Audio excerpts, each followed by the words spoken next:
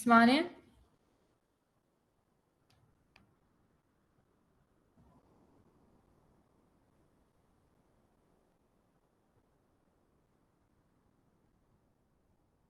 This meeting is being recorded.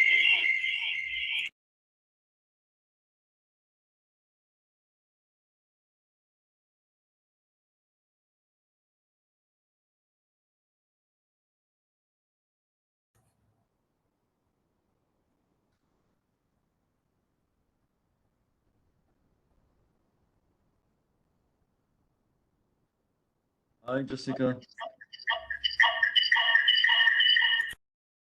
Hi. Hi Dr. Zaatari, can you hear me? Yeah, I can hear you. بس في شوية echo كان بالأول. إيه لأني أنا فايتك I was testing on my phone from my personal Gmail. Okay.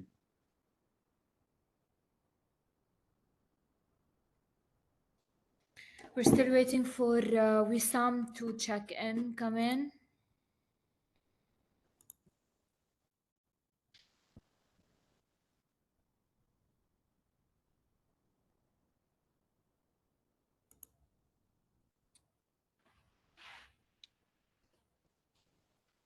Wissam, you can speak?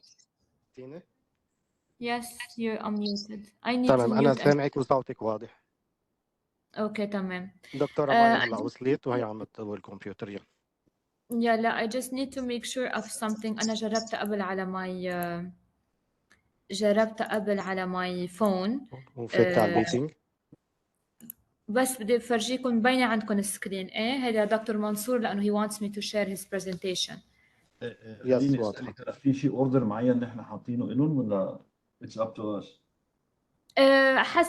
حسب how we are presenting. يعني انت اذا if you're presenting دكتور منصور قبل so he will start.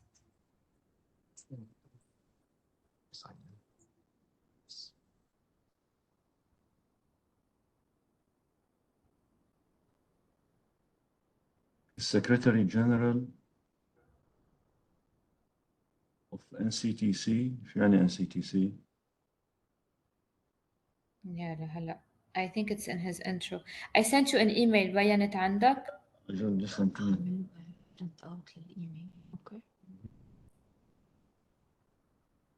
هاي Hello. هاي جيسيكا، كيفك؟ هاي دكتور زعتري، كيفك؟ Hi, I'm good. منيح؟ نحن منيح. أنت كيف أحوالك؟ كتر خير I'm الله. gonna We stop. missed you اليوم. ما it was just a hectic day for me. يعني ما قدرت شو اسمه. يعطيك العافية.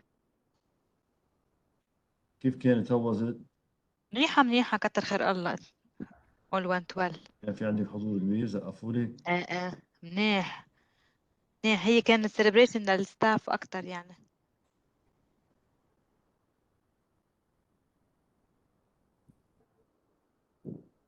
هو كتير too many things today. ال HR والموظفين، وعندي أنا وحدة موظفة عندي she passed away كمان أوف، مين هي اللي عندها كان كانسر؟ شو اسمها؟ سونيا. سونيا. إن شاء الله بتسلموا. كمان كنا معجوقين ودفنا اليوم. عم بقول لك it just شفشانين. بفهمك Dr. هي الأيام هيك. Oh, sorry. Yes, Dr. Zaatari, it's I sent you an email with the bios of each of the presenters. معي. So NCTC is National Tobacco Control Committee in Saudi Arabia. I will mute myself. National Tobacco Control Committee in Saudi Arabia. محطوطة بالإيميل تبعك. بتصير أنتي CS كيف هذا حاططها؟ No, I have no idea. هيدي البرزنتيشن هو بعت لي إياها. I didn't touch. هلا هن شو اسمه؟ هن حاطينه شو اسمه هن فاتوا على الخط ولا لسه؟ No.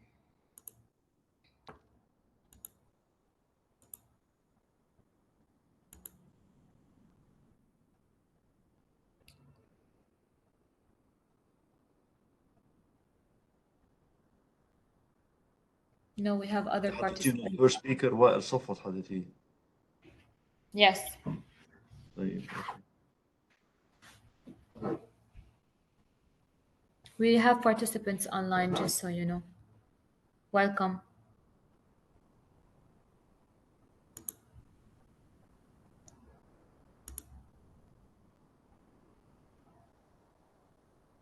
Please, Dr. Maya, if you can make it clear that at the end, when people they want to ask questions, they need to raise their hand and I need to unmute them so that they can speak.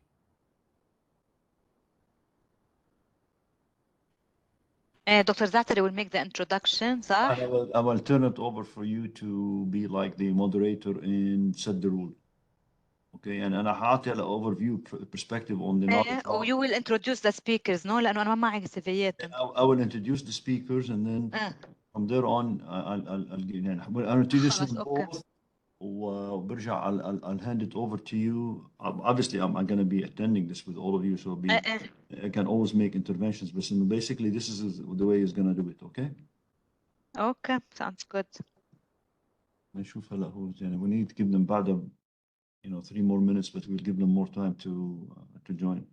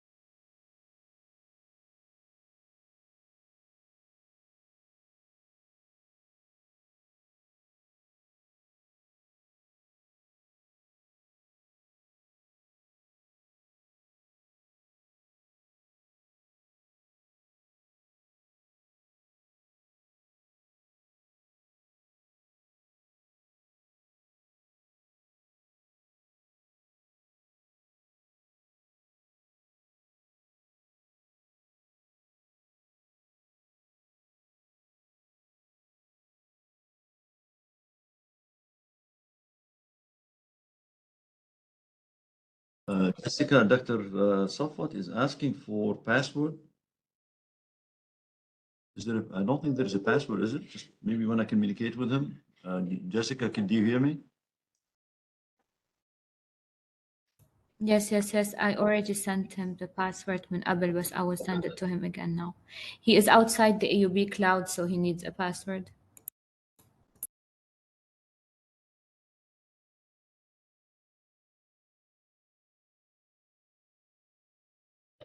And all others have also the password so they can access from outside? Huh?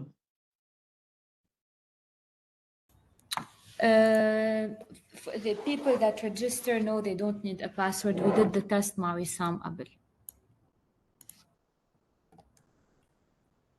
Webex is very complicated, honestly, inside AUB. I realize this. Many things are complicated here. We made life. Our mission is to make life difficult for people who work here and work outside.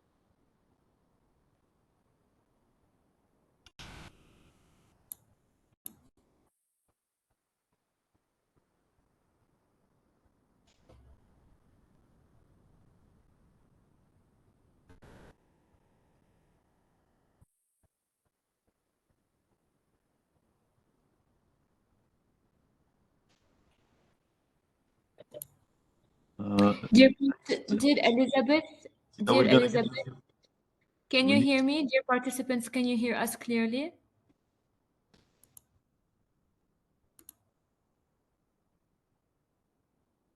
Elizabeth, can you hear us clearly? Just making sure. Yes, very, very clearly.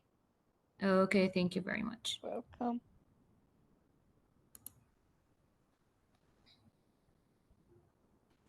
Dr. Zaatari, sorry, you were saying? No, I was just trying to make an announcement that is going to be waiting for a few more minutes to allow more people to come in. So Yes, we're exactly. ready to go, but we just wanted to let people know. Wissam, please, if you can connect with Dr. Wael, I will send you his number.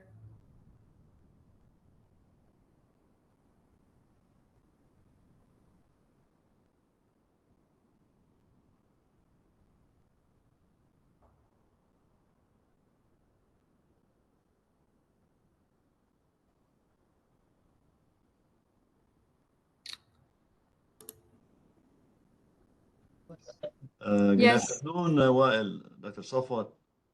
Can you hear me? Assalamu alaikum. Assalamu alaikum. Just wanted to make sure. I'm glad you made it in, and thank you for accepting to be part of this webinar today. It's an honor, Dr. Ghazi.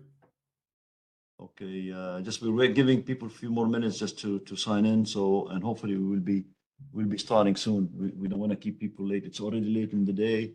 So, but just we'll give them a few more minutes and then we'll get ready. So I'm glad you were able to join in. I didn't have any electronic glitches. So we'll be with everybody soon. Inshallah.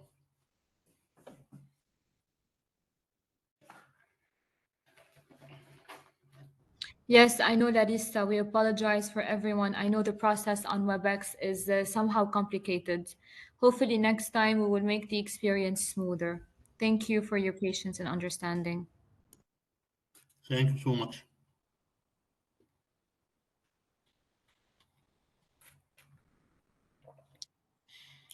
So when we start, we can see share down. We can share, everybody can share, right? Yes, Dr. Wael, you can share your screen and you can share your presentation and you can present normally, but I will be presenting for Dr. Mansour when his presentation. Okay.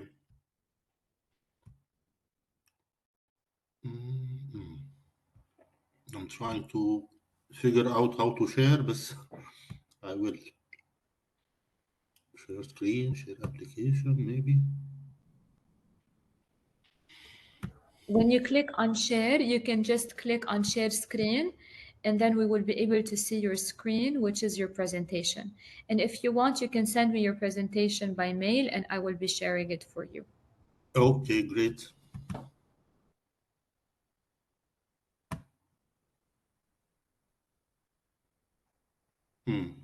So it's obvious now, huh? Yeah, I can view it right now. Okay. Okay, thank you.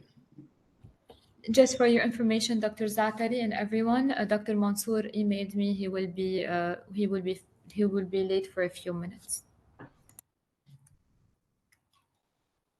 Okay, we'll give him just a couple of minutes so we can get started. Already we're holding people, so we need to move on.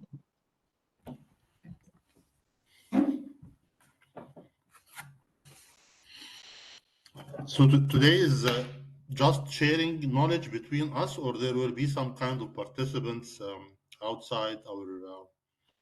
No, I think I like these to be interactive. I'll make an introduction. The whole spirit of it simply, is just, we selected a theme where all of us need to learn from. That is the regulations. And we spoke Right. enough about. All of us, we know water pipe use is rampant in our region. We don't need to hold a webinar to give us statistics. We wanted to more be focused on how to counter this epidemic. What is it we can learn from an experienced person like you? And Saudi Arabia has taken some good measures in order to combat that the use of that. So it is for us and the group and the participants to learn from this in order to move forward with this agenda of tobacco control. So this is the whole idea of this webinar, and I'm hope it will be interactive. It's not like, all of us at the end of the day, we're saturated with work, information, data. So we need something that will at least make it more I hope this will be more interactive. I mean, we could ask questions. I can point questions. Dr. Maya Romani, who's my associate here, she's also like you. She's very keen in the area of cessation. So we want to just talk about, make it interactive, hear each other before we conclude this webinar. And this is the whole idea of the objective of this. Perfect, perfect. I'm happy to participate in such important meeting on a very high challenging issue like water pipe. Yeah, it has its uniqueness. So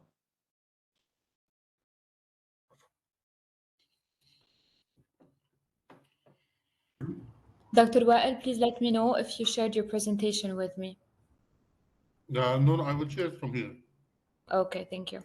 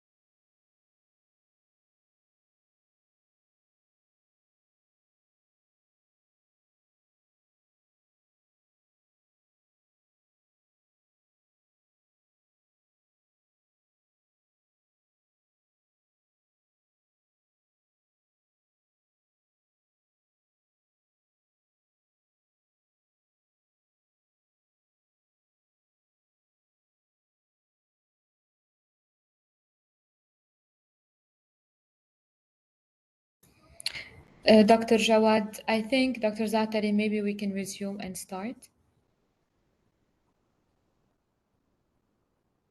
okay, 1 second. Where is? Hello, everyone, and good day, good afternoon, wherever you are. So, first of all, my name is Ghazi Zaatari. I'm the director of the Knowledge Hub on water, tobacco, smoking. This is a knowledge hub that is based here at the American University of Beirut. And it gives me great pleasure to welcome you to today's webinar. And the topic of today, as you would imagine, is on the water pipe tobacco control and regulation.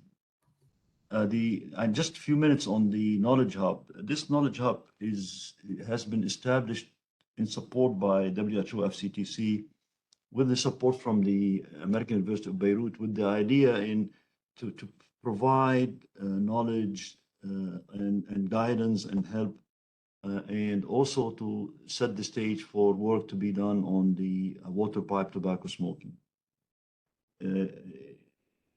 All of us who are on this webinar today realize that this epidemic is growing. We suffer from it badly in the region. And really, we wanted to spend the time here not to talk about the prevalence of use. All of us, we know it's high. It is beyond what is acceptable. But we wanted to focus our discussion on how we can have strategies and regulatory frameworks that will help us in combating this health hazard. And also to learn from each other. So while there are several frameworks have been done, we wanted to learn also what works and what does not work, because the challenges are tremendous, as all of you know. We are fortunate today to line up two speakers who are what I call them in the trenches. They have been working in the field for years. They are already recognized for their achievements and accomplishments in their home countries. So we selected one from Egypt and the second from the Saudi Arabia. So our first speaker is probably known by many of you, is Dr. Wael Safwat. He's a consultant of internal medicine and health promotion and has a rich experience that spans over 23 years in tobacco control. He made a profound impact. Those of you who follow him and his, he's very active in social media. And it's no wonder that he's, at the current time, he's the president of the Arab Union for Tobacco Control. He's dynamic, active, and he founded the Pink Lung Initiative. That obviously from the name you can tell he's keen about public health and also keen about ensuring a healthy lungs to all of us.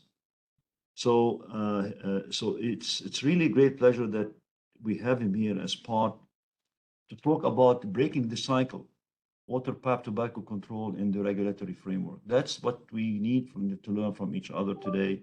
And he will provide some insight into how these regulatory approaches can help in breaking this devastating cycle that's killing and entrapping many of our young generation. So our second speaker, I will just, Dr. Mansour Alqahtani. He's from the Saudi Arabia, as the General Secretary of the National Tobacco Control Committee, and he's very active also in the field of tobacco control. And he's at the forefront of many of the policies that has been enacted by Saudi Arabia. And he's a regular figure into many of these international meetings and, share with us the experience that we've had in controlling waterpipe tobacco smoking. So without further ado, I'd like to give the floor to Wael Safwat. But before that, I'd like to introduce my partner in this, my associate, Dr. Maya Romani. She's going to be moderating the session. She's going to be trying to set, set the rules for this in order to be engaging as many people as possible. This is not meant to be a lecture. I think we went from the phase of lecturing. We learn, we'll listen, but I hope we can generate a discussion from those who are participating in this webinar, because this is where we need to exchange ideas, express opinions within the framework that our speakers will set for us. So Maya, I'll turn it over to you. Maya, like you, Safwat, she's Dr. Wael, she's also active in cessation. So, and she's a physician in the family medicine, and she has a lot of, she's one of those strong advocates of tobacco control in the country. So Maya, I turn it over to you, and thanks for all for taking part of this, and you're welcome, and I invite you to be quite engaged in these discussions. Maya. Thank you, Dr. Zaatari, for the introduction, and thank you, Dr. Safwat, for joining us. It's our pleasure to welcome you on our webinar. So I'm responding to the questions of the attendees on the chat. So please feel free to write whatever question you want, and we will address that at the end of our webinar. Second, we will open the floor for the last 15 minutes if you have any questions, you can raise your hand, and then we can take turns into asking the questions. For some of you who asked about the recording, yes, we are recording the session, and it would be our pleasure to send it to you later on. We have your names. You can send your emails, and then we would be very happy to share it with you. Dr. Safwat, thank you for joining. The floor is yours. Thank you, Maya. Thank you, Dr. Ghazi. I'm happy to know you. New generation is good to support us, the older people. Dr. Ghazi, thank you for the nice word. I'm so happy that I'm joining this webinar, this very important webinar, actually. And also, thanks for Jessica and all people for arranging it for a long time, 2 months or something of this sort. And it deserves, because we will discuss many important points together. It's a challenge to be on the same panel with Dr. Mansour, because Saudi Arabia is doing great job in different items of tobacco control. Egypt is doing the contrary. It's promoting for smoking. And I hope we can collaborate and do many things together, inshallah. So I will start now. I think we are late a little bit, so I will make myself a little bit shorter than 20 minutes. Just tell me if the screen is now appearing. Yes, we are able to see it. However, you have to put it in the presentation mode. Excellent. Yes, okay. So the title is Breaking the Cycle, Waterpipe Tobacco Control in the Regulation Framework. It's part of the Waterpipe Tobacco Smoking Knowledge Hub workshop. I'm Wael Safwat. I'm the chair of the International Committee of Attitude for Smoking Cessation. And also I'm the president of the Arab Union for Tobacco Control. And for sure, I worked with Knowledge Hub with Dr. Rima and other people years ago through Dr. Aya Mustafa. And I'm happy to return back again to exchange knowledge with each other. Our objectives, for sure, as sent to me, to understand the landscape, provide an overview of waterpipe tobacco use, prevalence, and cultural significance in Egypt, explore regulatory efforts, current policies, and regulation addressing waterpipe tobacco in Egypt, and review the enforcement mechanisms, successes, and challenges in implementation.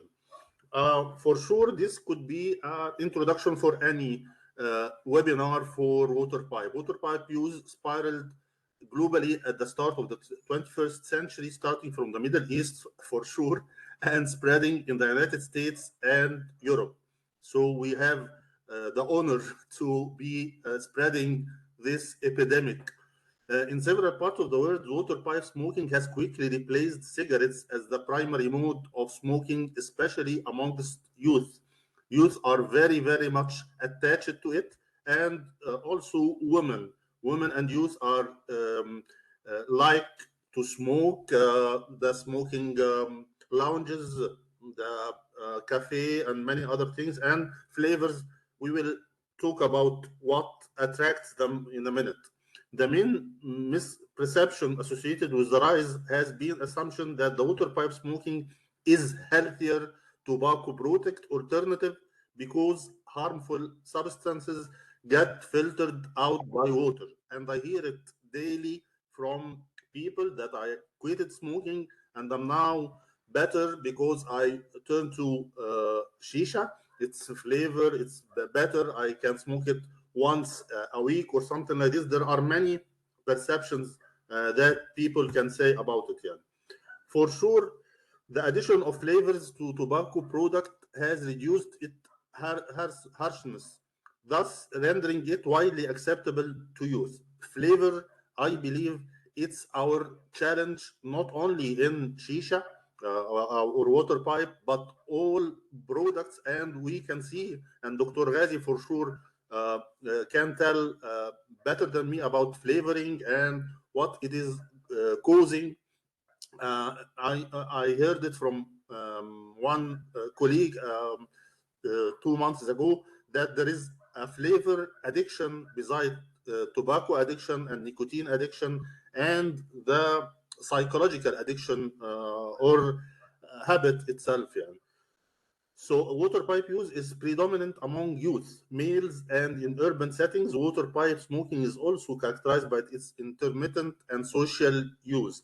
As I mentioned a few minutes ago, that women and lounges and cafes are all over Egypt, all over the Middle East. I can see them also in Beirut, in for sure United Arab Emirates, any place the which increase or there is tourism, there is shisha, and the tourist must try the different types of shisha with different flavors and different techniques. Actually, I saw many techniques in smoking water pipe.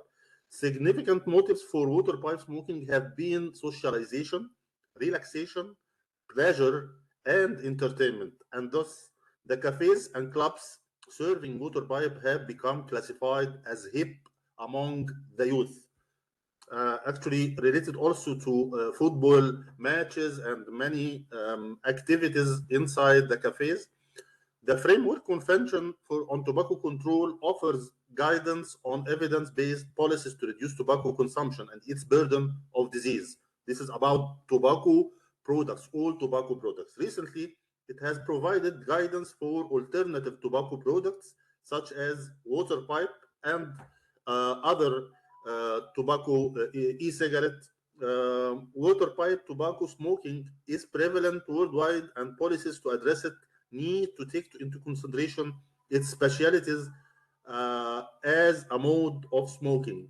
There is many things about water pipe that it is different from other types for sure, and we have to tackle it.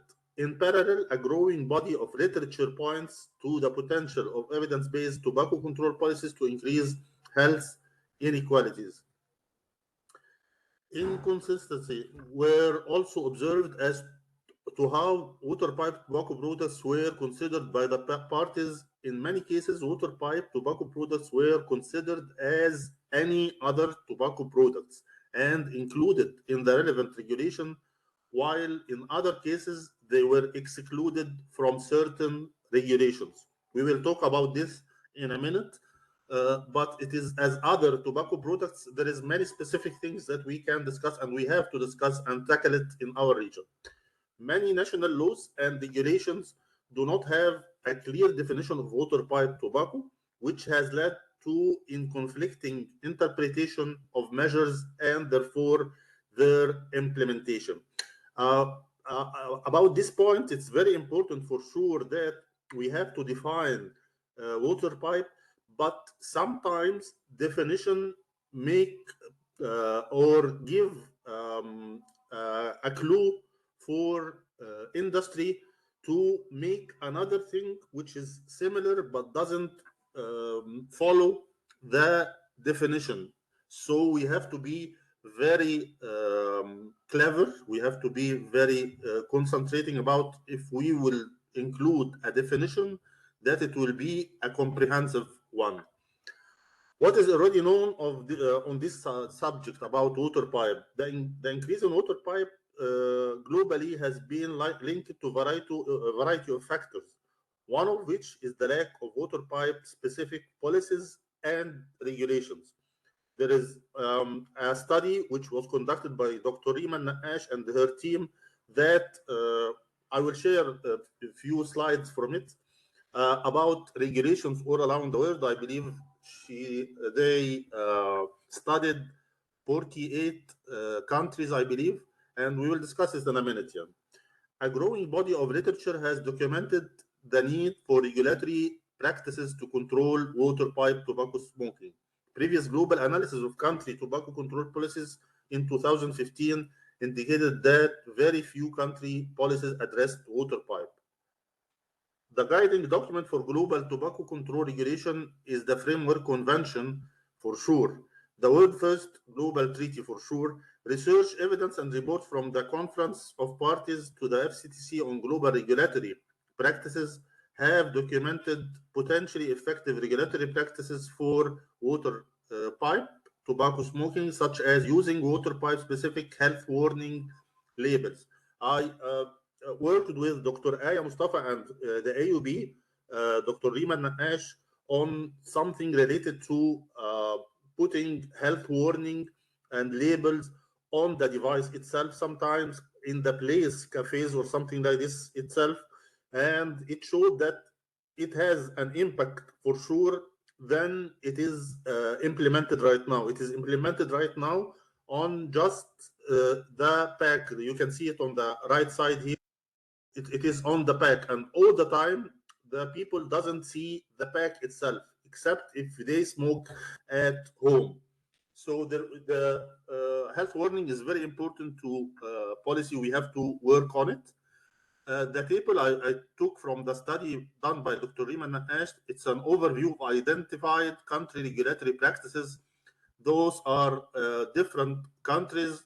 Here are the when they ratified the FCTC. Egypt has ratified it in 25 February 2005, and it includes smoke-free policies, text warning, and pictorial health warning for sure.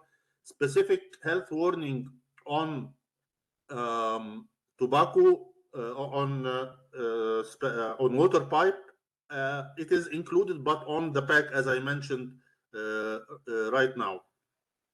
In Egypt, there is also a high report of water pipe usage, with the initiation age to be very, very low. We can see even children going in some cafes, and it's very, very disastrous for sure, but we can see them. Smoking, including water pipes, is prohibited in Egypt's health and educational facilities, governmental venues, sporting and social clubs, youth centers, and public transport. However, it's not fully implemented. There is no compliance in many cases, but we are working on it, at least in educational facilities and for sure healthcare facilities. Textual and pictorial health warning are to occupy 50% of the front and back of the tobacco product. These warnings have been specifically applied on packs of water pipe tobacco, but not on the device itself, which people use. By the way, the pictorial health warning is changing, and also it includes the helpline for quitting smoking, and it's a short number, and it increases the number of people who wants to quit smoking. But we need to make many activities, many campaigns to promote for this number for sure. But at least it is on the pack itself. And again, the pack in of the water pipe is always away from the user. It's always provided al-hajar or the stone itself, and nothing else the man or the woman or the children can see. In 2017, government of Egypt requested the use of new set of pictorial health warnings, and since 2017, it have never changed.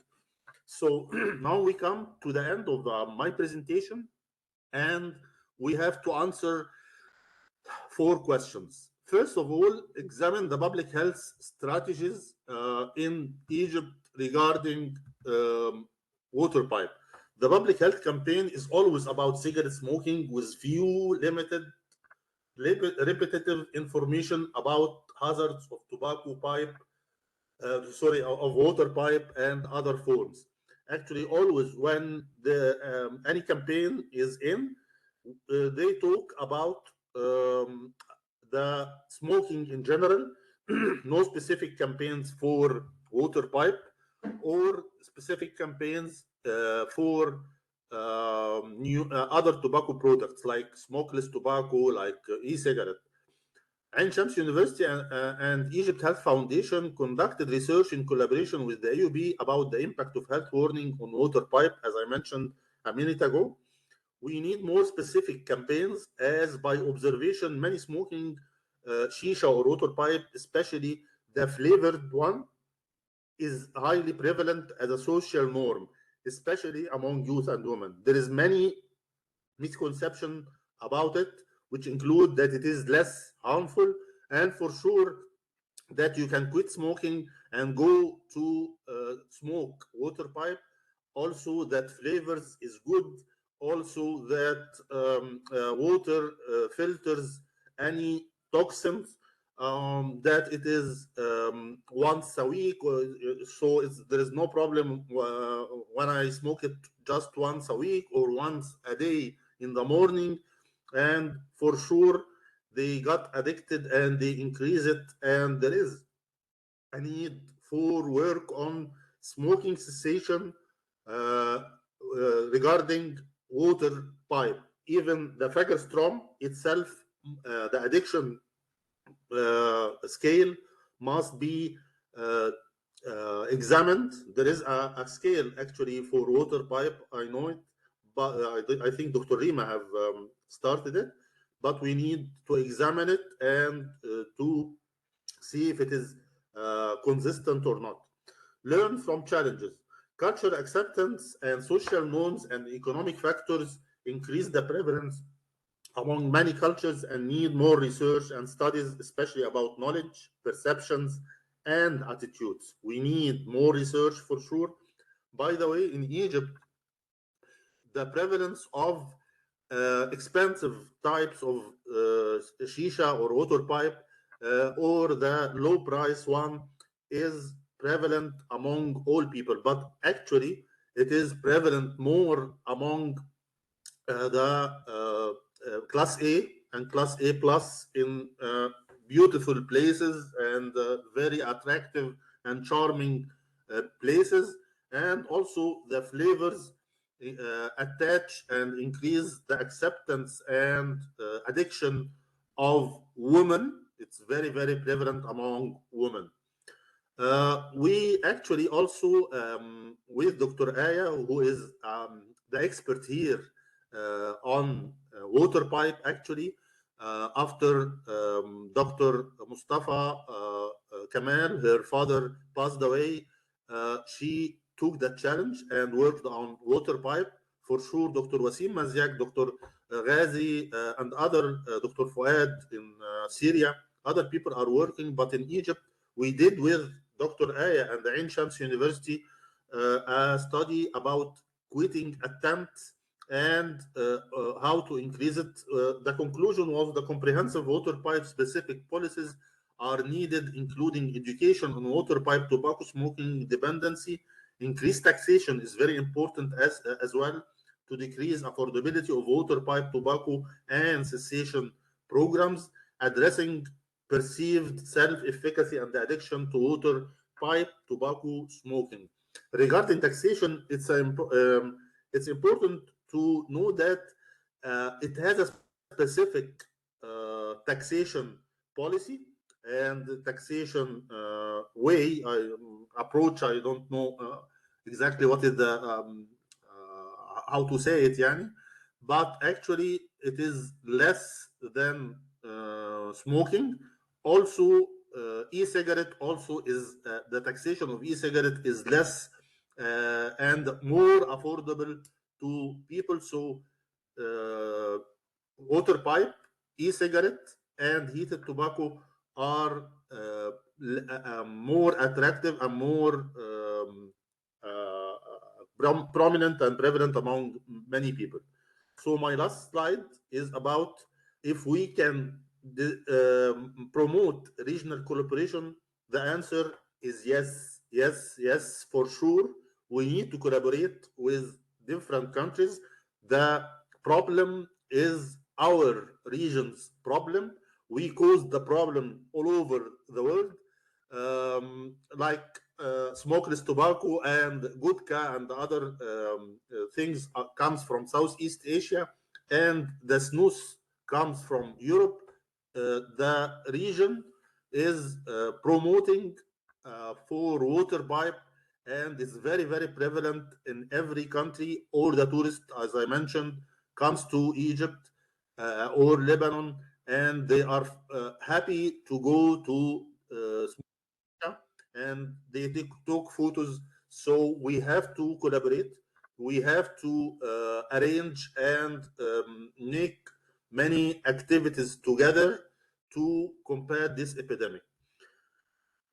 Encourage actionable outcomes. Design communication material is very important with innovative approaches, not the right one or this example. I believe this is very, very ridiculous.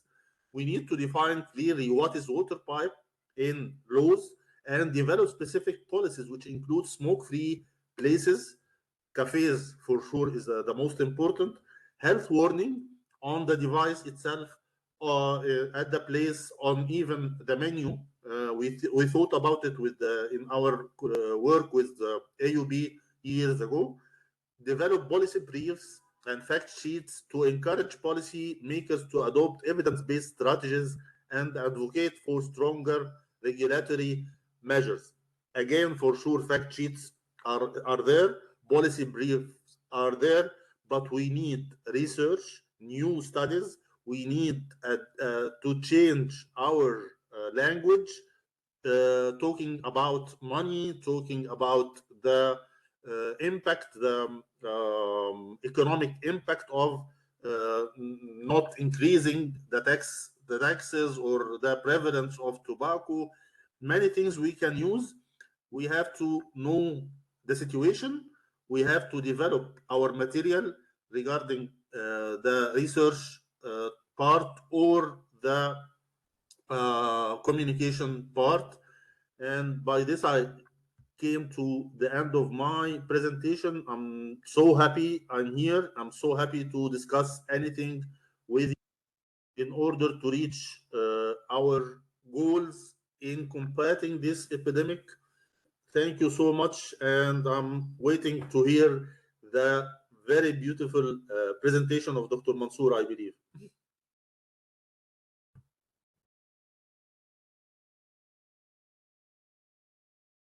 Thank you, Dr. Wael, for your presentation and the insights you gave about the regulations of water pipe tobacco smoking in Egypt and mainly in our region. So now we will welcome Dr. Mansour Alqahtani, and we will leave the questions, as agreed before, to the end of the presentation. Dr. Mansour is the consultant of community medicine and public health, as well as General Secretary of the National Tobacco Control Committee in Saudi Arabia. Dr. Mansour will address us with the regulation of water pipe tobacco in Saudi Arabia, and we will go over some updates and insights. Thank you so much, Dr. Mansour. The floor is yours. Thank you all of you. First, I want to excuse you all excuse me because I am in Mecca now. I have trouble with my flight, delayed 5 hours in the Riyadh airport. So please excuse me to present with this situation, and I will pray for you all, inshallah, when I do my Umrah. تقبل الله, don't forget us with your prayers. إن شاء الله. شكرا إن شاء الله. لكم. أنا ما حبيت أنا جيسيكا. And prayers for a better water pipe tobacco smoke control. Yeah. إن شاء الله دكتور غازي. Today we can talk about our experience in Saudi Arabia regarding the regulation of water pipe tobacco in Saudi Arabia, what's updates and insights. We have a couple of agenda introduction about the tobacco, as you all know better than me. Usage rates in KSA, then regulation and policies, awareness effort and with programs, and finally some challenge and opportunities. Then we can conclude our presentation. When we talk about introduction, what we mean by a water pipe, it's used is, next please. No, the previous one, sorry.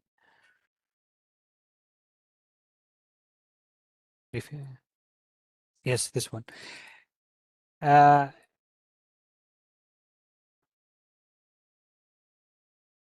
Sorry. I can take the presentation if you have problem. Okay.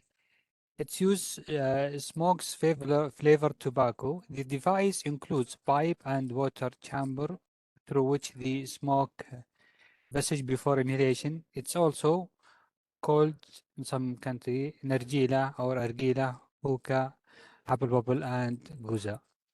The components, it often includes mixture of tobacco and flavoring containing nicotine, heavy metals, and other harmful chemicals.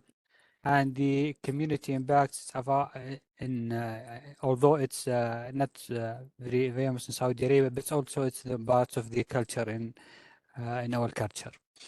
Next, please. About the prevalence, last global adult tobacco survey in 2019, smoking prevalence as tobacco use is about 20. That's mean 1 in every 5.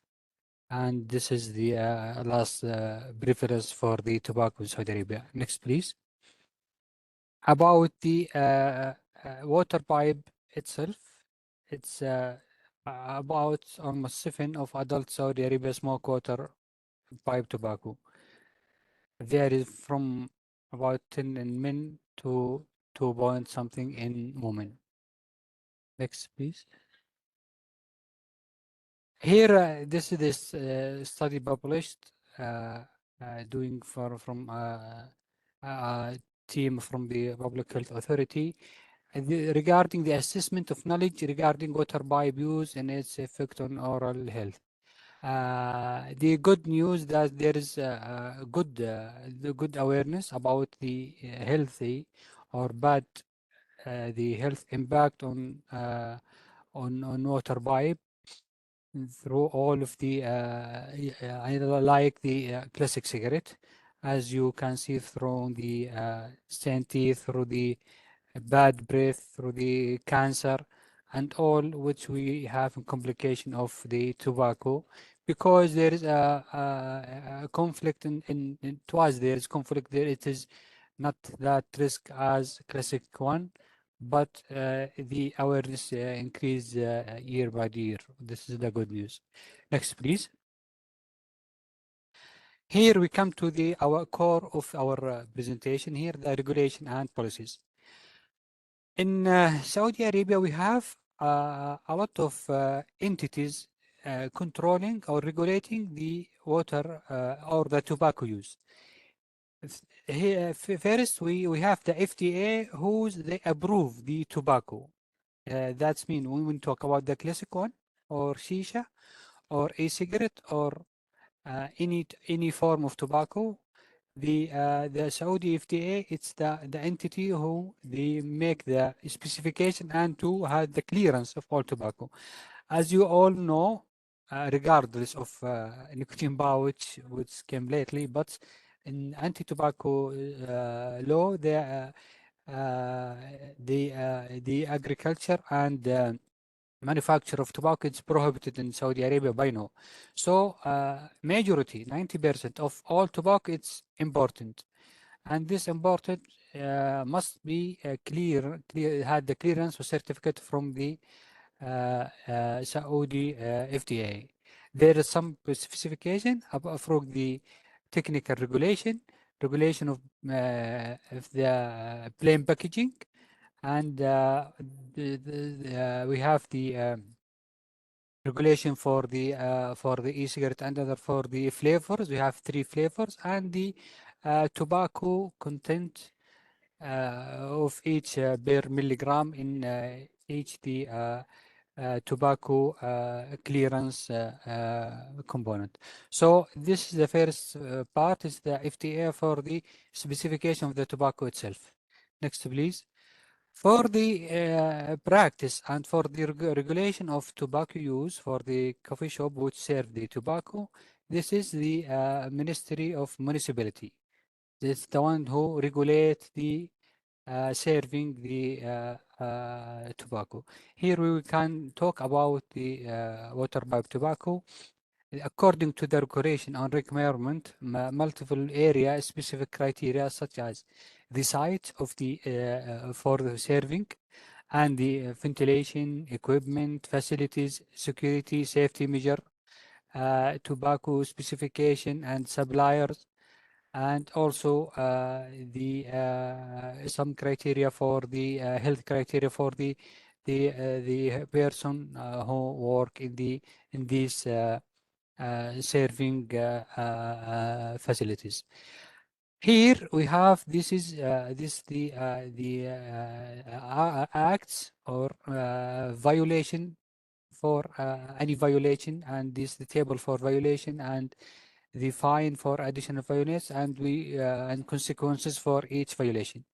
First, selling without a license. When somebody is selling without license, there is a fine of 50,000 Saudi riyals.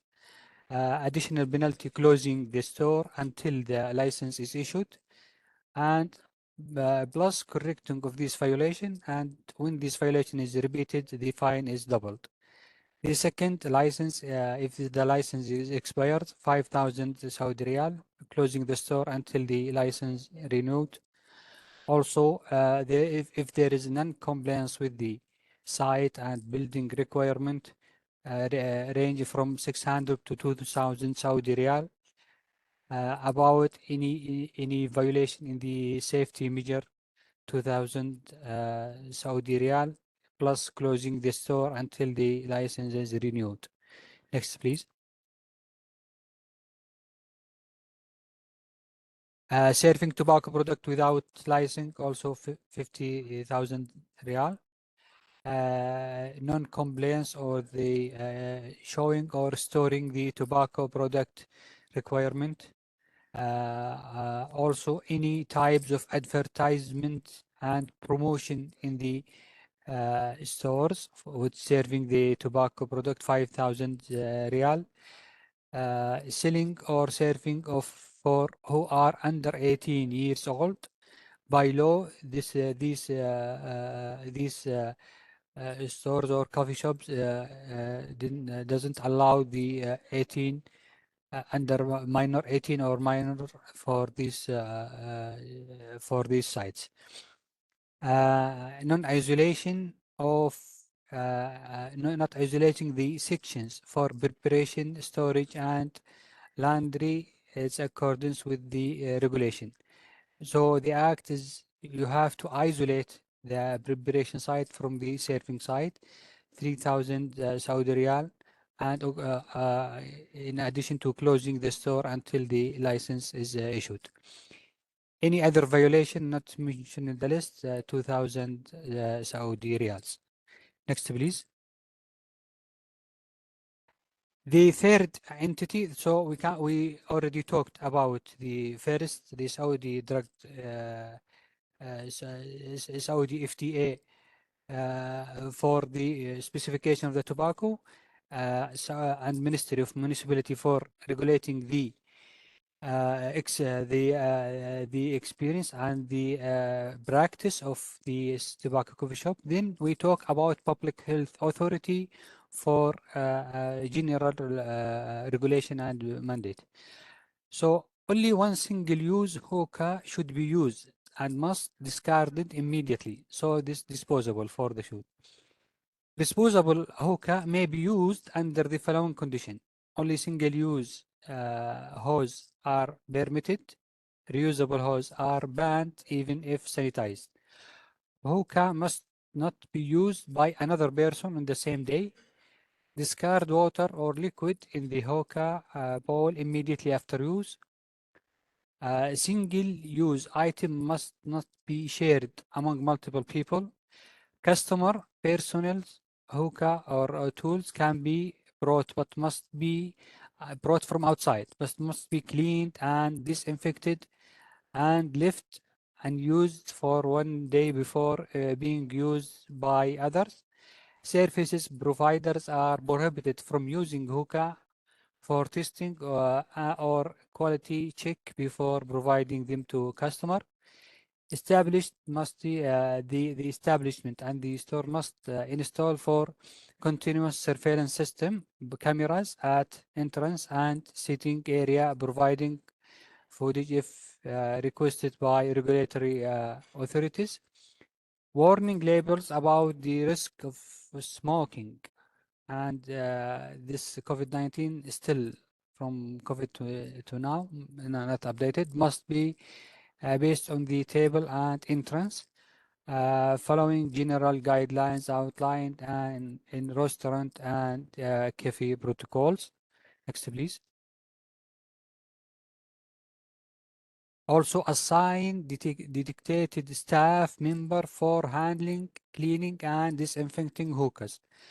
Here in this point, specifically, we have, as you know, in all Arab region, the restaurants and coffee shop in the same place. This point talking about, you have to assign dedicated person for shisha only, not for shisha and the restaurant.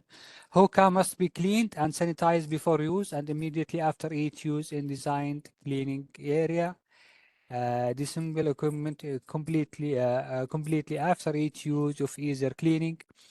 Single-use items such as hose must be discarded and not cleaned or reused. Clean all parts of the hookah with water and soap. Soak the water container in the solution of 2 tablespoon of bleach per gallon of water for 10 minutes. Then rinse throughout to remove any bleach residue. Allow the hookah for air dry after cleaning. After sanitizing, dry and store the hookah in a way that prevent external contamination, and don't use the hookah anyone else before it has been cleaned and sanitized. Next, please. So here, general talking about the awareness effort and quit program regarding all the Ministry of Health and Public Health Authority. Next, please. We have, as you all know, plain packaging applied to cigarette smoking, and also the معسل package, 100% for all these products. Also, you have a selective tax on all tobacco products, including the معسل, and for all the shisha. Tobacco products are now prohibited from being sold in store smaller than 100 square meter to make the accessibility is more difficult. Creation of, we have online platform for training for tobacco violation inspection. There is also in addition to the workers, also the volunteers can use it and make any violation, like in some coffee shop or store, he can make this evaluation, and it's validated by the Ministry of Municipality. We have Saudi guidelines, which is periodically updated, and we have the online hotline for enforcing tobacco control, this violation, the platform, and the healthcare provider. We have Saudi guidelines for tobacco treatment program for the health worker. And regarding our, we measure each year the measuring the satisfaction rate for the user for our clinics in anti-smoking clinics, and this measured by third party. So reaching above 90, which improve our quitting program in the Ministry of Health. Next, please. We have some initiative for promoting a free environment in healthy cities. This is the program designed by WHO, and with this we're joining with EMRO. We have more than 13 healthy city. One of their criteria, or not one of their, I mean element of their criteria, there is about 6 to 7 criteria for the healthy city for tobacco smoking regulation in these cities. We have a clinical service, as we mentioned before, and we have the reaching now 1,000 clinic in hospital and primary healthcare. Community awareness campaign, more than 1,700 awareness program in schools, university, and etc. Also, we conduct GATS in 2019, and now we are in the phasing 2 for 2025. Also, with the school, we have a program called Our Generation Aware. As you know, in the Kingdom of Saudi Arabia has awarded the WHO reward in 2019 as first country implement the plain packaging in the Emerald region. Next, please. This is some example. Next, please. Although, despite all these practices, we have our challenge and some opportunities. Next, please. In Ministry of Municipality, it's the one entity who regulate this practice. So our challenge with them, like water pipe smoking, include the addiction and misconception about the safety compared to classic cigarette, and the influence of cultural norm and tradition. However, study and survey are still ongoing with the high level of interest, especially in young people, as a strategic indicator focus on the increasing life expectancy and quality of life. Some of our challenging, or which the regulation we are planning to and struggling and fighting with the Ministry of Municipality to do, first to zoning of the tobacco serving store. What we mean by that here, in the last, especially after COVID, we have I mean malignant increasing of these stores which provide or serving for tobacco and shisha. We mean by that to make zoning. I mean which we mean to each district have a maximum number, and we have back and forth to negotiation for this with the Ministry of Municipality. The second one, distance from the school. Nowadays it was 150. Nowadays we make negotiation to increase to 500, but they refuse. They give us only 300 meters away from school.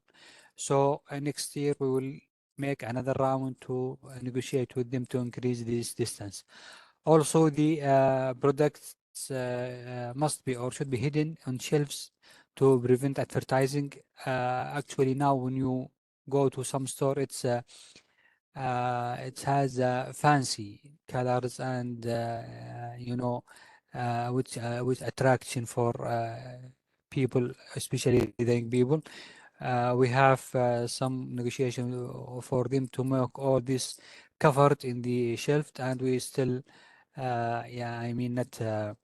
not exercising this point. The store sign should only be in two colors, black and white. The sign and the name. Also, we have a challenge with them in this point because it's come with fancy colors and fancy name brands. As you know, this is have emotional attraction for the smoker. Electronic validation tobacco selling. Although despite we have the law prohibit to selling under 18 years, but we have a lot of violation, and there is no validation that the seller in the store, he until now he doesn't ask the smoker to showing his ID or something. Just make the sign, and now we trying with them to make electronic validation, like which we have an application. It's called Abshir, which screening by age. So if he have to screen the age electronically, and if not allowing him to brought the tobacco product. Also, tobacco should be sold in a specialized shop exclusively, and prohibited from being sold in the convenience store or supermarkets. This is another challenge we have. Some hypermarket have corner selling the tobacco. We are fighting with them and struggling to exclusively specialized tobacco product, not in both tobacco stores and the supermarkets. Last one is sale should be allowed on main street in each region and province. So while sales on commercial street within the neighborhood should be prohibited to protect young people. That's mean we don't want we mock the this sale or this lounge or coffee shop in the inside the or near the neighborhood of the house or school. Should be away in the commercial street. Last one is the seller license. This is the experience we have to the each seller he have license. Not only the store. Nowadays we have the license of the store, but we need to make a license for the person himself to take more training, to more validation, and we there is a specific money is paid each year for the regulating for this practice. Next, please. This our last conclusion. Although waterpipe usage rate in Saudi Arabia are lower than those in our neighborhood or Middle East country or South and North Africa, the cultural and social tradition in the MENA region contribute to higher shisha use rate. In response, Saudi Arabia has implementing rigorous measure to combat all form of tobacco, including shisha, through strict regulation and public health initiatives, demonstrating a commitment to reducing tobacco health issue. We are keeping updating this regulation and measure to combat the increasing in the prevalence of using tobacco and especially shisha and masan. Thank you. And when we finish this last slide, I am ready to hear from you. Great, thank you to you. Thank you. Thank you so much, Dr. Mansour. I'm really very impressed by the rigorous measures Saudi Arabia is taking to combat waterpipe smoking. It's super encouraging to see such proactive efforts to address such a significant public health concern. So I wish this model can be replicated to other Arab countries where smoking cessation prevalence is quite high, such as our country.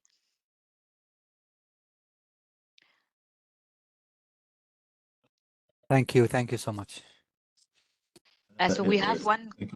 Thank you, Mansour, also for this, to the two speakers for their excellent presentations. But here, I would like to interject, Dr. Qahtani, and maybe some of these things that you shared with us, we can post on our Knowledge Hub.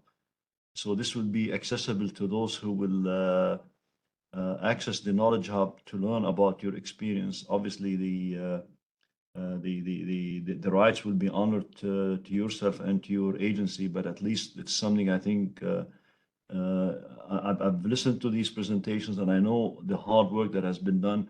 But I think if with your approval, this can be those key slides, we can post them on our website, so for others to use them in order if they want to emulate the example of the kingdom. Okay. So this is my interjection. I don't want to, I have questions, but I will allow room for other speakers who would like to speak because I don't want to be taking, you and I can see each other in other forums.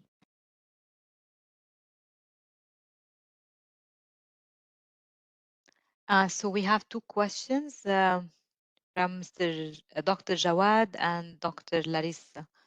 We will start by Dr. Jawad.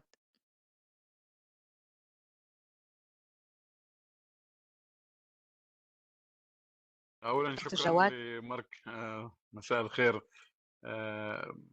شكرا لكم وأهلا بكم. تحية للبنان وصموده في الحروب الأخيرة هذه، فنحييكم إن شاء الله تتعافون. شكرا للزميلين المتحدثين دكتور وائل ودكتور منصور.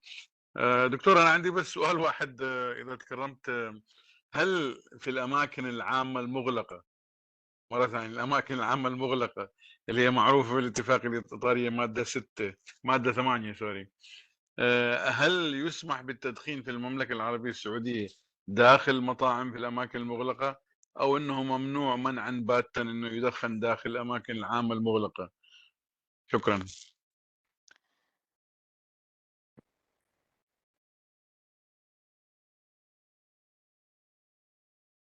We cannot hear you, Dr. Mansour. سوري. شكرا دكتور جواد، يعطيك العافية. صحيح، للأسف it's okay in Arabic. I guess yes. Yes, thank you. للأسف أنه صحيح المطاعم والمقاهي التي يعني تود تقديم الخدمة تحصل على ترخيص تقديم خدمة الطب، ويعني يقدم في الأماكن المغلقة والمفتوحة. عملنا معاهم، يعني كان الأمر مفتوح، يعني زي ما يقولوا مفتوح على مصراعيه، ولكن عملنا معهم على تقنين بحيث أنه نصل إلى 50% ليس أكثر. فإجابة على سؤالك، نعم في الأماكن المغلقة يسمح بالتدخين للمطاعم والمقاهي التي تحصل على الترخيص. وهذا الترخيص يعني إضافة على التاكس التي يعني للتباكو في رسوم بلدية 100%. ف يعني ما حرصا منا لتكلفة الفاتورة لكي تكون عالية ويكون هذا النشاط غير مربح، ولكن للأسف نلاحظ أنه ينتشر يوم بعد يوم، وهذا أحد تحدياتنا.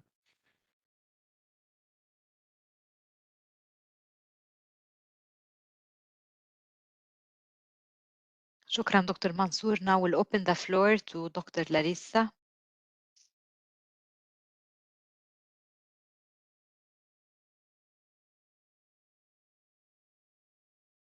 ومبسوطة بصراحة إنه إحنا رجعنا مع إخواننا من لبنان، يعني الحمد لله على سلامتكم وتقبل الله. الله يسلمك. أكثر من ملاحظة عندي. سؤال أول شيء دكتور منصور، حضرتك حكيت على موضوع الهوكا بول اللي بنحط فيه المي تبعت الأراجيل المستخدمة، إذا أنا مش غلطانة. أنا بس سؤالي، هاي المي بعدين كيف بيتم التعامل معها؟ أظن إحنا لما بدنا نحط regulations للأرجيلة الأثر البيئي لازم يكون بعين الاعتبار نحطه، وهي فرصة كمان هاي إنه نضيف من الضرائب المفروضة على الأراجيل. فالمياه أول إشي نقطة. الموضوع الثاني الديسبوزبل هوزز، يعني إحنا هنا بنحكي عن كميات مهولة من البلاستيك اللي إحنا كل المنطقة بتعاني منها. هذا البلاستيك ملوث بسموم التبغ، فلما بدخل على البيئة مرة ثانية كيف بنقدر نتخلص منه بطريقة آمنة؟ وبنفس الوقت هذا الحكي تبعت الديسبوزبل شيشة الكاملة، نفس الشيء الأثر البيئي لهذا الموضوع، كيف ممكن نتعامل فيه ونفرض عليه ضرائب ونخفف منها؟ شكرا.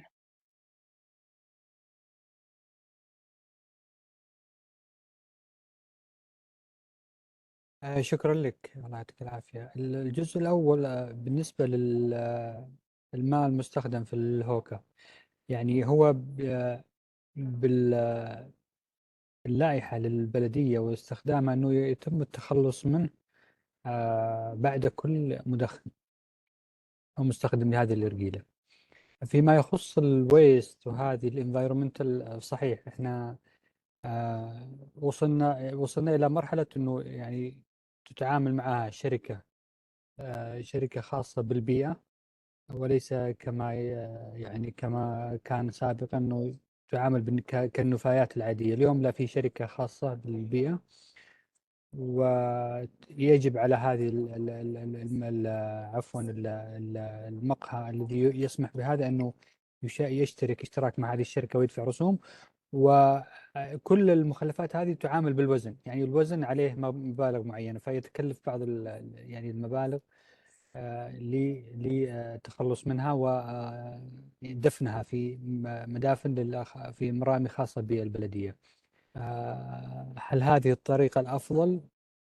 أكيد يعني ما عندي أبديت إجابة، ولكن هذا المعمول الآن هو دفنها عن طريق شركة خاصة تعامل مع النفايات البيئية.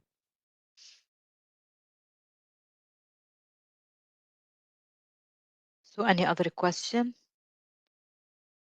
to Dr. Wael or to Dr. Mansour?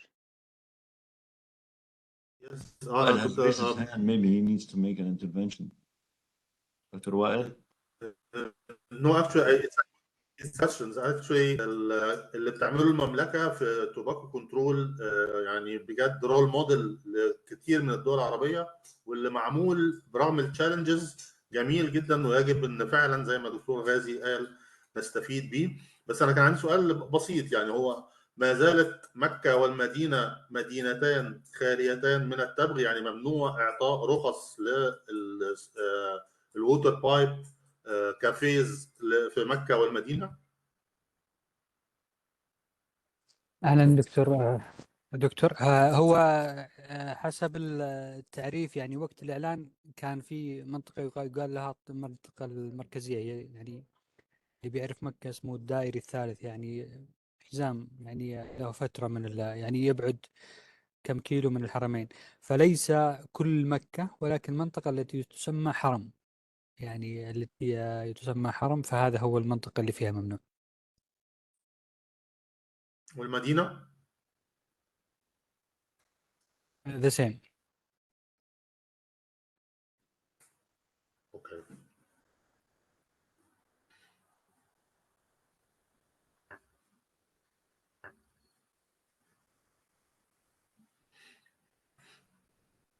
Dr. Tamam? Yes, we have a question from Dr. Tamam. Please go ahead and ask.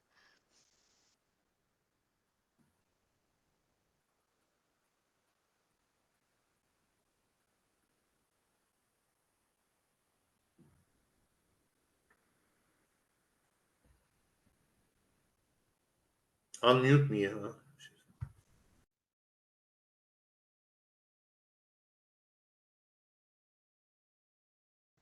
Dr. Tamam needs to be unmuted.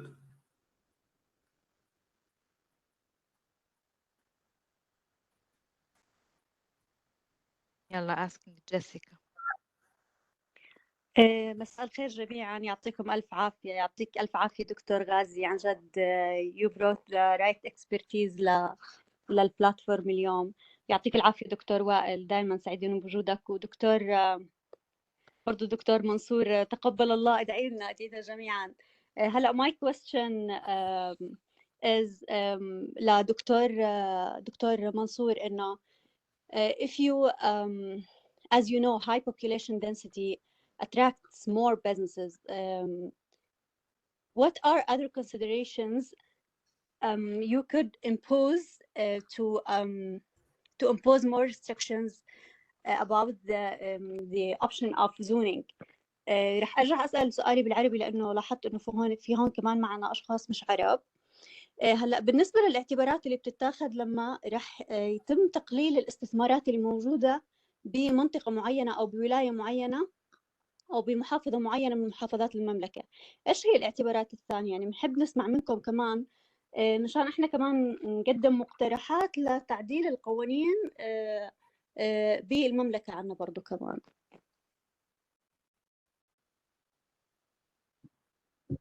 معلش، شكرا لك بس عشان افهم السؤال جيدا، ايش الاعتبارات التي غير الزونينج، يعني التي لا مش الاعتبارات غير الزونينج، الاعتبارات تستخدم لما رح تعملوا زونينج. يعني انت تفضلت دكتور وحكيت انه انت هلا عم يعني بما معناه عم تضغط على الحكومه لحتى تختار هي هذا الخيار ويصير فيه. هلا خليني اشرح لك انا كيف فهمت فكره الزونينج، انه يصير فيه تحديد لاعداد المنشآت الاستثماريه داخل محافظه ما او داخل منطقه ما. مزبوط انا هيك فهمتها. صحيح. صحيح. فهلا شو هي الاعتبارات اللي متتاخذ بهذا الشيء؟ هل هي على الكثافه السكانيه، او هل هي مثلا على مثلا عدد الانشطه الموجوده بهاي المحافظه؟ مثلا اذا كان فيها انشطه اقتصاديه عاليه فانا بسمح باعداد منشات تكون موجوده بشكل اكبر. صحيح. طيب شكرا لك. طبعا كما جميعكم يعرف انه دائما التباكو تنظيمه تدخل فيها تقاطعات ومصالح مع يعني مع جهات حكومية أخرى. فهم اليوم يعني الناس اللي في السياحة وفي البلديات هم بيقول هذا نشاط تجاري، نشاط مسموح as you all know انه هذا هي المشكلة. فاحنا الزونينج يعتمد على اللي احنا اقترحنا لهم، يعتمد على اكثر من معيار. مثلا انه تكلمنا عن موضوع الكثافة السكانية، يعني يعني غير المدن، الأحياء اللي هي داخل المدينة. مثلا تكلمنا عن مدينة الرياض، في أكثر من 20 إلى 25 حي أو ديستريكت. فبهذه الأحياء لكل أمانة، يعني هي البلديات ثم تأتي الأمانات. الأمانات فيها مراكز، يعني مراكز على أقل منها.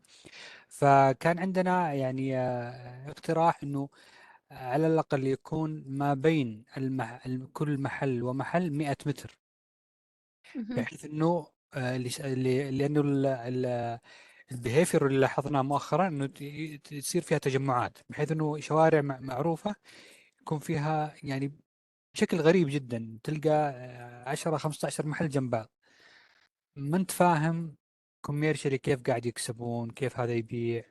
الدوام يعني الوركينج اورز يوصل الى 18 الى 20 ساعه، شيء مو معقول.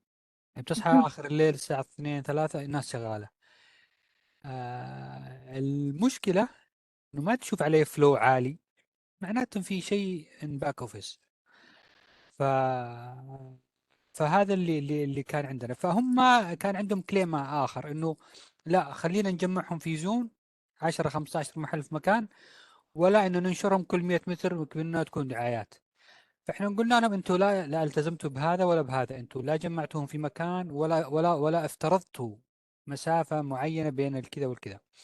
فاللي احنا وصلنا له انه يعني مع التحديث الجديد طبعا nowadays، يعني in this يعني واحنا نتكلم الان في منصة عندنا في المملكة الحين اي جهة حكومية يعني راح تشرع لائحة أو دليل جديد يرفع على منصة اسمها منصة استطلاع، وتسمع تعليقات الجهات قبل فرضها. فهم الآن رافعين منصة للاستطلاع، اللي هو تنظيم محلات البيع منتجات التبغ. فهذه كلها اشتراطاتنا معاهم، نجحنا في بعض وبعضها بناخذ فيها يعني إن شاء الله دورة آخرة. فعودنا لسؤالك إجابة تحديدا، اللي هو المسافة من المدارس والمساجد، هذا كان موجود 500 متر. 500 متر وافقونا على 300، كانت 150 وباي نيغوشيشن، الحين وافقونا على 300، فإحنا نسعى إلى 500. المسافة بين كل محل ومحل لا تقل عن 100 متر. فهنا نكسب مسافات، بحيث أنتم لو لاحظتي إذا حسب المدارس هي موزعة، وزارة التعليم موزعينها بشكل جيد.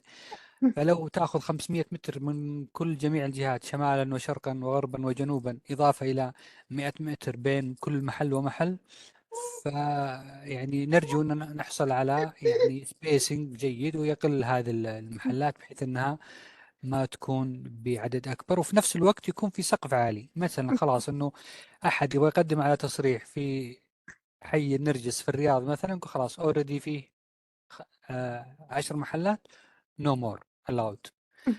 في اللحظة هذه اللي أنا أكلمك معها لا، ما في سقف أعلى. 10 20 100 للأسف ما في. وهذا هو واقع الحال بالأردن للأسف. يعني it's the same here in Jordan. ما في مسافة بين المنشآت بينهم وبين بعض، سواء كان شيشة سيرفيس فاسيلتيز أو توباكو ستورز. ما في هالمسافة، رغم إنه بعض القطاعات الثانية بينطبق عليها sorry for the back، يعني the back noise. فبعض المنشآت مثلا الصيدليات بتنطبق عليها مسافة، لازم يكون في بين الصيدلية والصيدلية 150 متر. صحيح. طب لماذا يعني تعطى يعني هذه المنشآت يعني خلينا نسميه امتياز بأنها هي تكون موجودة مع بعضها ويكون في تنافسية عالية؟ بالضبط. فشكرا. الصيدليات، محطات البنزين موجود، واحنا سوينا يعني هذه المقارنات، فإن شاء الله نفوز فيها بإذن الله. بالتوفيق دكتور منصور، يعطيكم ألف عافية. So we have one more question, Dr. Mansour. I appreciate it if you can answer in English because we have some of our participants who cannot understand Arabic. Sorry, I will. It's fine. So Dr. Larissa is asking if the spacing for both the shisha cafe and tobacco stores are the same. Shisha cafe and tobacco stores. And the spacing or the distance between stores, is it the same for tobacco stores, same as shisha cafe? No, nowadays we are discussing the tobacco stores, which selling also the raw material for shisha, the tobacco. But coffee shop, no, still at the moment it is not. Thank you.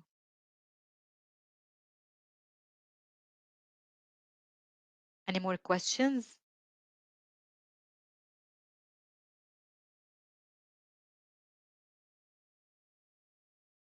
Okay, so if there are no more questions, we will end the session. Thank you so much, Dr. Wael. Thank you so much, Dr. Mansour. Dr. Jawad has a question.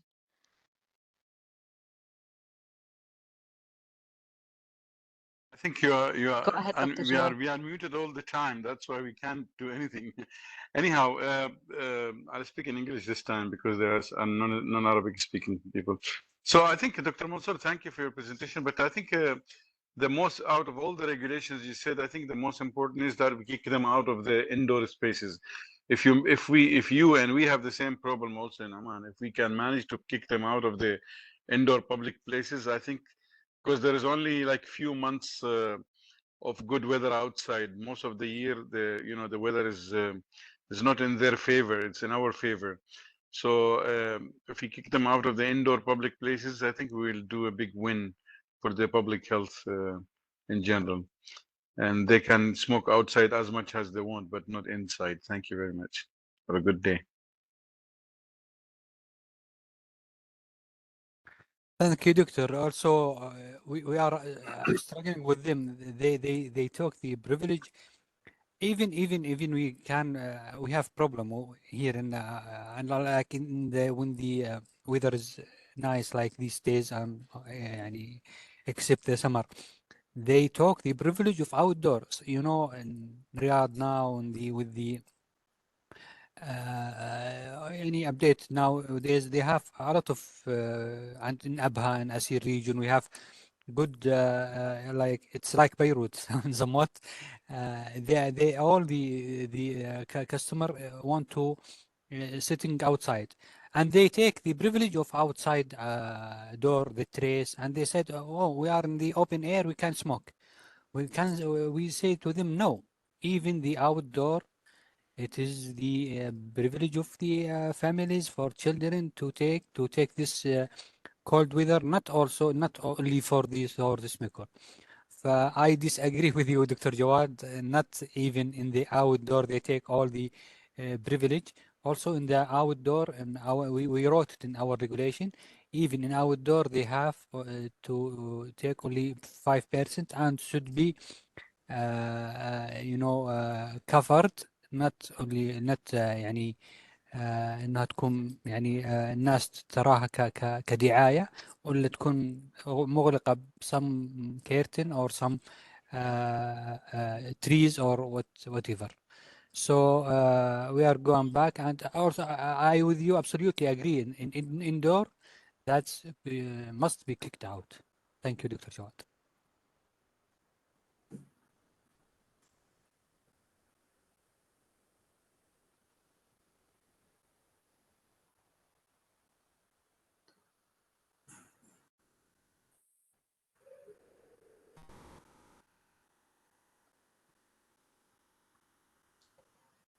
I have comment with whether though nobody talking with about the comment of Dr. Ghazi. Dr. Ghazi, about the knowledge hub, I agree with you. Thank you for and let us updated and discuss how for the good version, which we suitable for your platform, and this is I mean good chance to boast it. Thank you. No, thank you. I'll be welcoming this, and I fully agree. There's something to be done. That's the whole purpose today. We wanted to emphasize more on how we can regulate, how we can learn from each other. And listening to your presentation, I think there's something that all of us can gain from this, and we want to share it with others, post it. And Jessica and I and Dr. Romani will be following up on you soon to get this information in a way where we can place it and we can share it. And here I need, before we conclude and close this session, I would like to salute Jessica for her outstanding work in organizing this for all of us. And we're very thankful for her energy and dynamism in getting this done. So wish you all a good evening. This was a great session, much to be learned, and we need to share this with all of you. And the same message also to you, dear Wael. If there's something you think we need to post and share, this is the chance to do it. That's the purpose of the Knowledge Hub, to share knowledge. I know we have only maybe a select number of people who could attend with us today, but the idea is to spread the word out all over the world. So thank you very much. Thank you, Maya. Thanks everybody for being with us tonight, and bid you a great time. وعمرة مقبول إن شاء الله. السلام عليكم. عليكم السلام دكتور، شكرا جزيلا. Thank you all. شكرا مايا، شكرا جيسيكا، شكرا. يلا, looking forward for future webinars. Bye. Thank you, Jessica. Bye. Sorry for disturbing you. Thank you.